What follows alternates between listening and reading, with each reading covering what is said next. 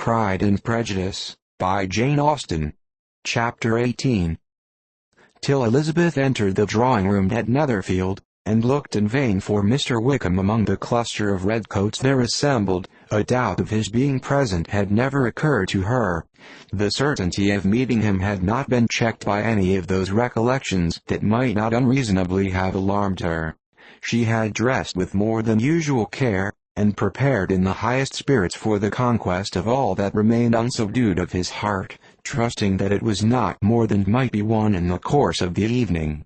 But in an instant arose the dreadful suspicion of his being purposely omitted for Mr. Darcy's pleasure and the Bingleys' invitation to the officers, and though this was not exactly the case, the absolute fact of his absence was pronounced by his friend Denny, to whom Lydia eagerly applied, and who told them that Wickham had been obliged to go to town on business the day before, and was not yet returned, adding, with a significant smile, "I do not imagine his business would have called him away just now, if he had not wanted to avoid a certain gentleman here."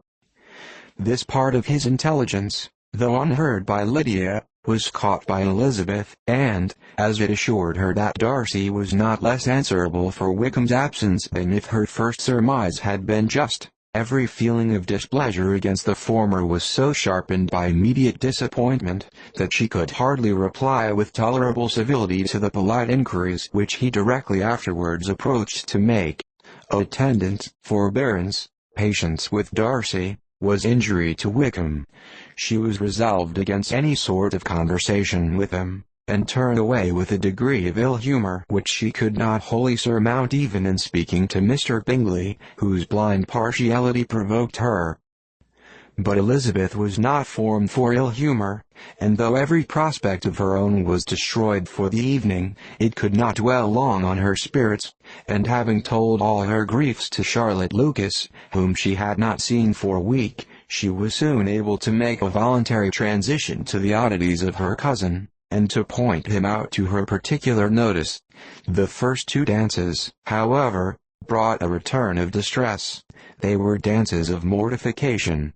Mr. Collins, awkward and solemn, apologizing instead of attending, and often moving wrong without being aware of it, gave her all the shame and misery which a disagreeable partner for a couple of dances can give. The moment of her release from him was ecstasy. She danced next with an officer, and had the refreshment of talking of Wickham, and of hearing that he was universally liked. When those dances were over, she returned to Charlotte Lucas, and was in conversation with her, when she found herself suddenly addressed by Mr. Darcy, who took her so much by surprise in his application for her hand, that, without knowing what she did, she accepted him. He walked away again immediately, and she was left to fret over her own want of presence of mind. Charlotte tried to console her. "I dare say you will find him very agreeable." "Heaven forbid! That would be the greatest misfortune of all, to find a man agreeable whom one is determined to hate. Do not wish me such an evil." When the dancing recommenced, however, and Darcy approached to claim her hand, Charlotte could not help cautioning her in a whisper, not to be a simpleton, and allow her fancy for Wickham to make her appear unpleasant in the eyes of a man 10 times his consequence.